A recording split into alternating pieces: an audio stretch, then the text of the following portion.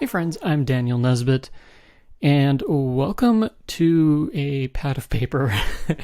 I wanted to kick off this next series, and I'm going to be changing up quite a few things as far as the process that I show. So the first two fonts that I created on this channel, the sans serif and the extended serif, I really was focusing a lot on the program, which was Glyphs and Glyphs Mini. And while we will get to that later on in this, I actually wanted to back up my process a little bit further at the start and talk about the sketching process before we get into glyphs. And then as we get into glyphs, I'm actually going to throw yet another curveball in.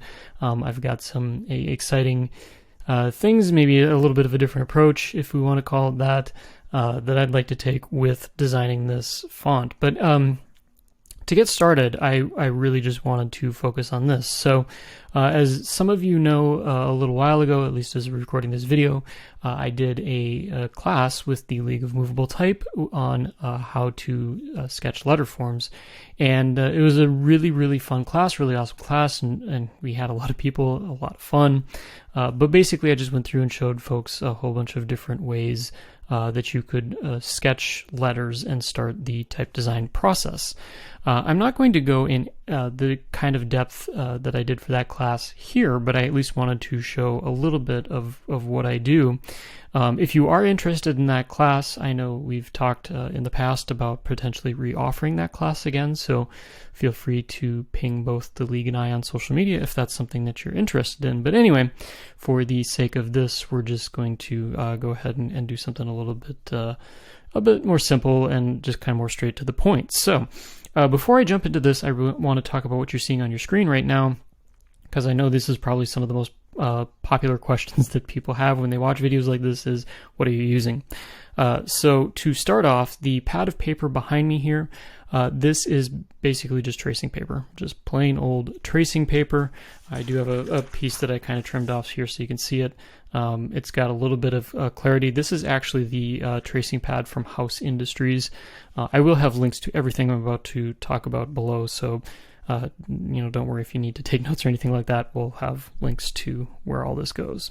So just kind of starting from the bottom here, I have just a basic ruler. And while it looks upside down, it's actually for a reason, because the reason that I like this ruler is that we've got picas along the bottom, which I like to work with when I'm designing type. On the flip side, this does have points and millimeters as well. I really don't use that because I'm going to be drawing at such a pretty decent size that the picas actually works out a little bit better for me. Plus, it's just nice to design in a type measurement, as in points and picas. The next thing I have here is what is called an Alvin lettering guide. You'll notice that it's got a number of holes here and kind of this circular disc. And basically this allows us to go and kind of create a custom grid or baseline to work from, which I'll be using in a moment, so you'll learn more about that in just a second. Along with that, I actually have a mechanical pencil with red graphite in it, and I like using a different color for my grids just to kind of keep it separate from the letters. It's also nice if I were to import this into Photoshop that I can flick off the red channel and basically that goes away. So really then it just comes down to the three pencils here that you see on the screen. And to start with this bottom one, this is the Rotaring Rapid Pro. It's a 0.5 millimeter pencil, and you'll actually see two of these. There's this silver one I have here, and then I have a black one as well, but really the only difference between the two is that the black pencil that you'll see in a moment here has HB lead in it, whereas this one has just regular number 2 lead in it. The next one that I've got up here is just a Staedtler lead holder, and hopefully I'm pronouncing that right because I always feel like I'm not. But this is a 2 millimeter lead with a sharpened point all ready to go there. And then this last one at the top is actually something new to my arsenal, which I've actually really been having a lot of fun with. This is the Coeco SketchUp 5.6 millimeter lead holder, and as you can see, that's a pretty good sized chunk of lead in there, but it's been a lot of fun just to kind of help with some of my initial sketches as I'm starting to define what my letters are going to look like. So, like I said, I will have all the links in the description below if you are interested in picking some of these things up for yourself. I will say that on the whole, it's the pricing kind of varies widely. I know the Alvin lettering guide here is fairly inexpensive, but I also know that this SketchUp, the specific Coeco SketchUp lead holder thing here, I know this one was a pretty spendy thing, mostly because it's made out of all aluminum. But that was my preference. There's also a lot of good alternatives out there as well if you're interested in that. So with that out of the way, let's get to designing some letters. And the first thing that I want to do is just go ahead and create a baseline, and then I want to just kind of create a height to work off of as well. So I'm really not going for anything particular as far as the height goes here. I'm just kind of picking, I guess, at random a line there that kind of looks good to me where I want to be drawing from. Now the nice part about this this lettering guide here is that I can also go back. So if I wanted to make this an italic or an angle, for example, I can kind of go and we can just kind of create some lines here. I don't know if I'll actually use these or not, but they might be kind of handy if we decide that we want to do something with a little bit of an angle here. So we're just going to go through just for the sake of fun. I think I kind of bumped my ruler a little bit there. Hopefully that gets me back on track.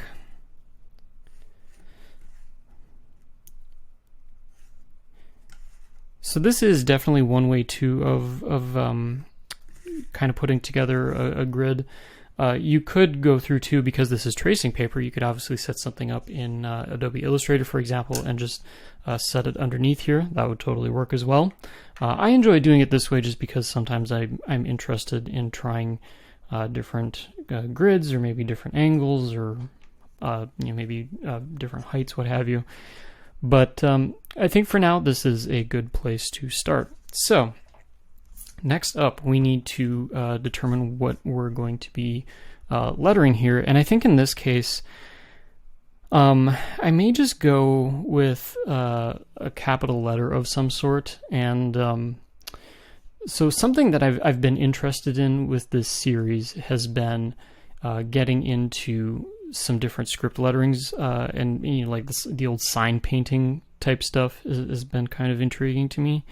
I genuinely have no idea how or where to start with this, but kind of what I want to see here is if I can create something that's kind of got that casual flow to it.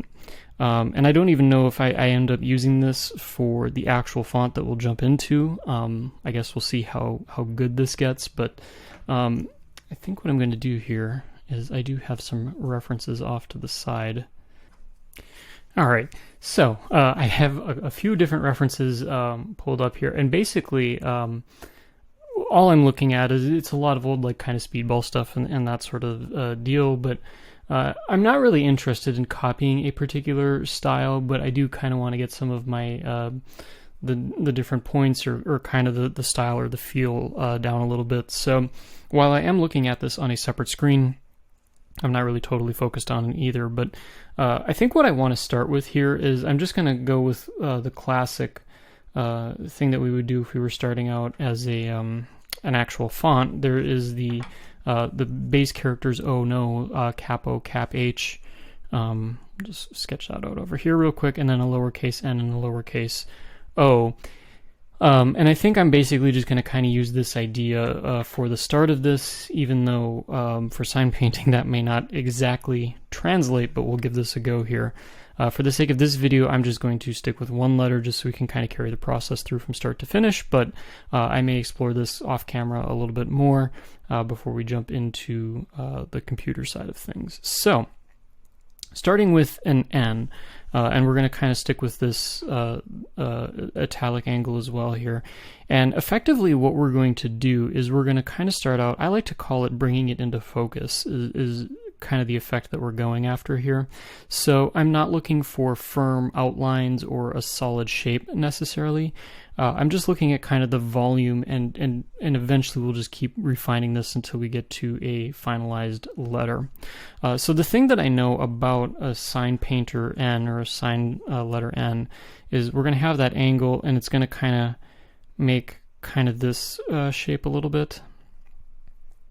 And I might even curve the base of the N on the left side. Maybe it connects with other letters in some way, shape, or form. I guess we'll figure that out as we go. I will also add that I have never created an italic or a script for that matter before, so I'm definitely biting off a lot here on this. The other thing that I'm going to do as well is I'm going to be keeping my my pencil here at kind of an angle, and the reason that I'm doing that, and we're kind of comparing it to this line here, is because it's going to kind of have that calligraphic style. As I've mentioned before in some of my classes, the calligraphic style is what has really informed type design from the get-go, and how we kind of know how to draw letters or create letters or shapes, or why certain things look a certain way. So by kind of keeping this the way that I might be holding a calligraphic pen, it's all going to work out, and then look like an N that you would expect to look like.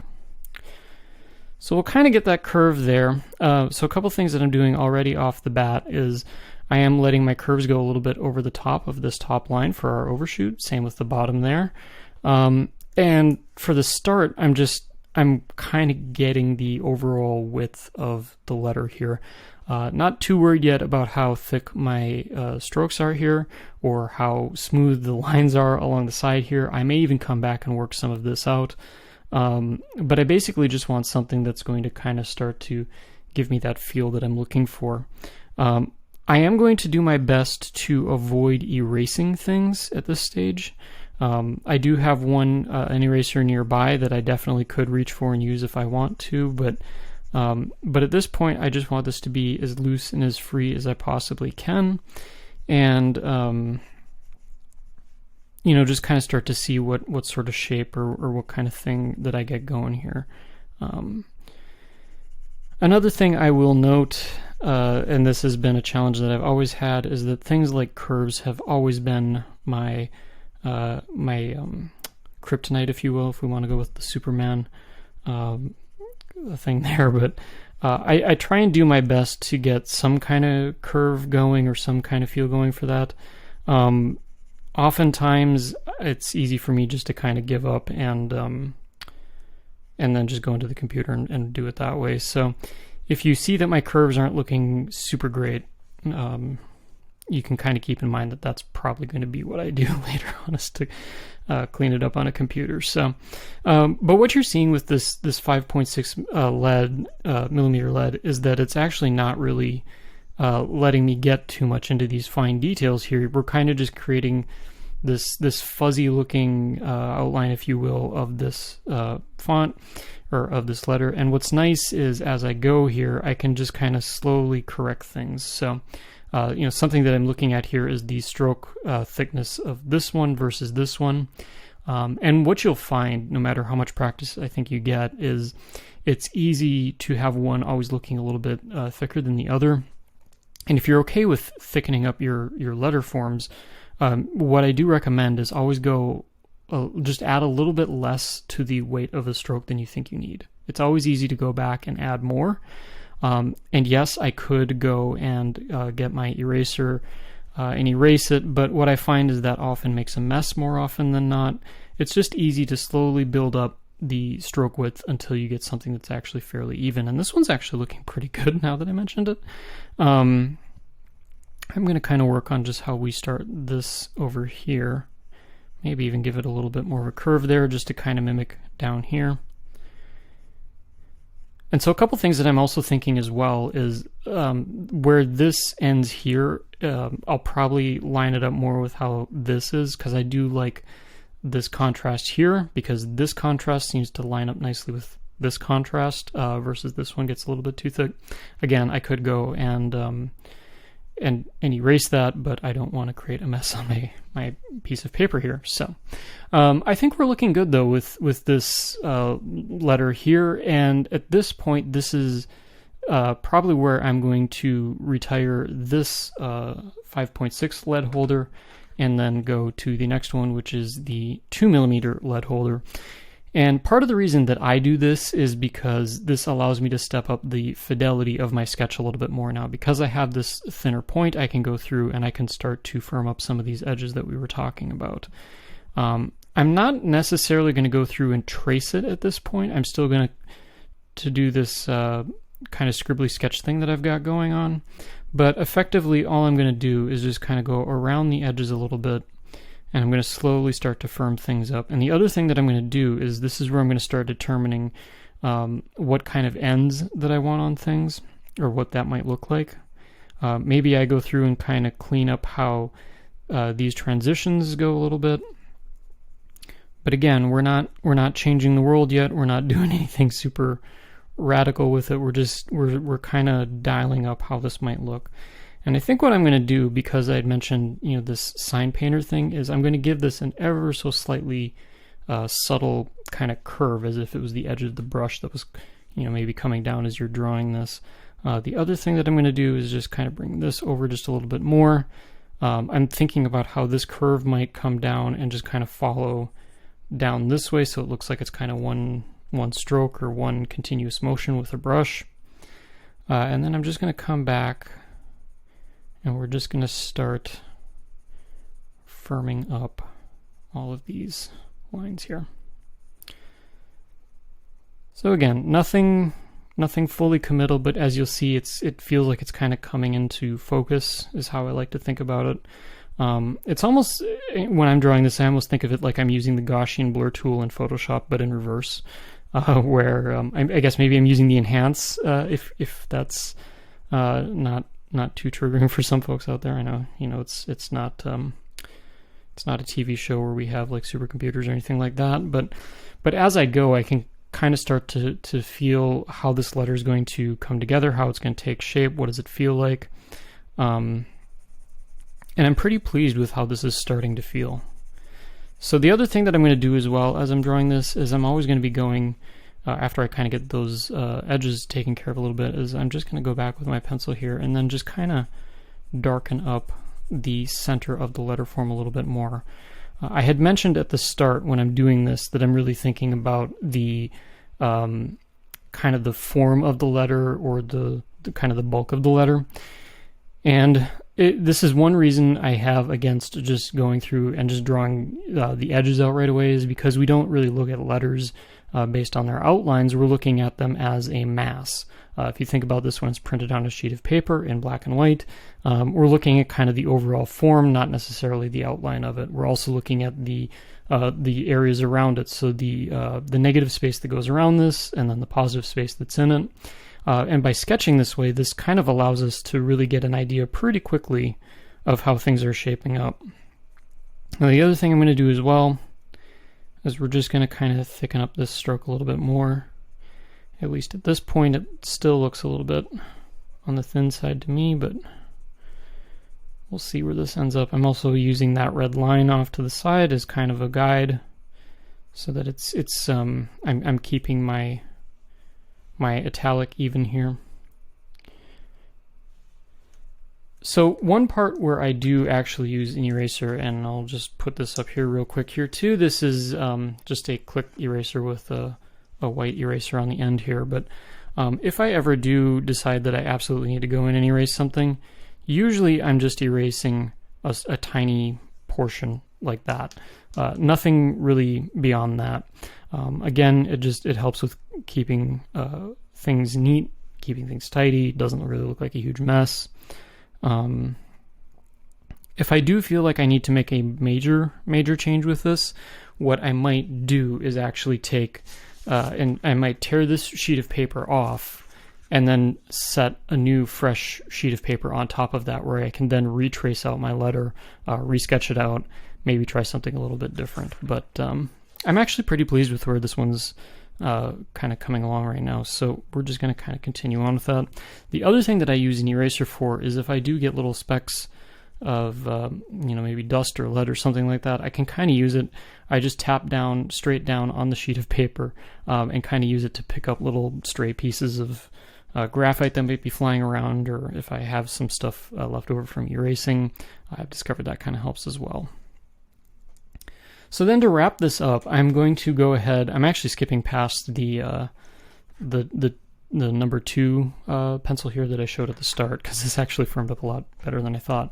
And I'm going to go to the HB lead. And so basically at this point, assuming that I'm happy with it, now I might actually start going and firming up the edges of this and really start tracing over the letter and firming up, what do these lines look like? So now we can finally really, really commit to the shape of this letter. And again, it's kind of like a reverse coloring book in a way, where rather than staying in the lines, you can color first and then go back and determine where all the lines are. Which, side note, that would be a cool coloring book. I'm just saying. I don't know if that idea exists out there already, but if not, someone take that and run with it. So yeah, we basically just saying, okay, here's the edges of the letter form. And what's nice too, I had mentioned, that I'm not really that great with curves, and while I'm still kind of struggling with that a little bit, what is nice about this process is because I kind of have this shape already there, effectively I'm just kind of tracing my own work. I'm also, normally I wouldn't be doing this with a microphone and a bunch of cameras in front of me, so I'd probably be hunched over this a little bit more as well, just to kind of make sure I'm going in the right direction. But I'm going to use this this lead here. We're just going to kind of fill this in a little bit. I might not go completely perfect here. From this point, I have seen some folks switch over to something like a marker or a pen to really start kind of getting that shape hashed out a little bit more. For the sake of this, I'm not so worried about that right now. Make sure I grab the right tool here. But at this point, I'm pretty happy with how this is looking, so I'm just going to kind of clean up some stuff there. My HB lead tends to get all over the place a little bit. I may go back and make some slight alterations, but I mean, it's super slight, so I kind of wanted that curve to be a little bit rounder there, which I think that's fine. But as we get to the end here, I mean, that's, I think, in my opinion, a pretty solid, and like I said, I've never done an italic or a script before, and I'm kind of excited to see where this goes, but at the very least, I think this is a pretty solid start, and somewhere that we can really run with and make this look really nice. One other thing that I do want to point out real quick, especially for those who you might not want to go through and do an entire O, H, and an O. In the sketch series here, maybe we've decided that we were kind of far enough along that this is looking pretty good. But something that I like to do with my lowercase n's is I like to get a little bit extra out of it. Now, I know you could probably go through and figure out how to make an H, an M, or a U from this. That's all fine. The DNA is kind of there for that.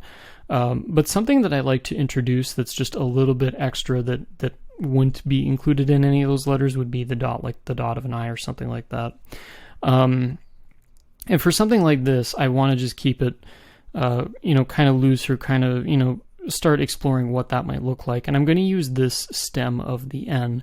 Now, when I'm in a program like Glyphs, I'm not just going to use this stem like this. What you'll probably see me do at a later stage is using the top half here, followed by the bottom half of this, so you kind of really get that nice swooshy eye going on.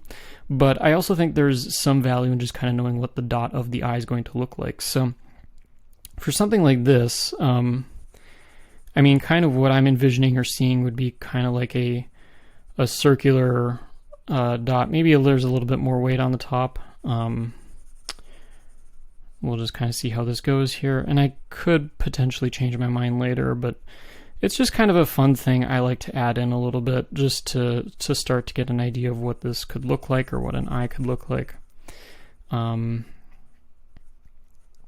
in this case too, because it's a dot, I'm not necessarily telling myself that it has to stick at this angle that I had up here, which in hindsight is now kind of getting in my way a little bit, but But I kind of get an idea for what that dot might look like.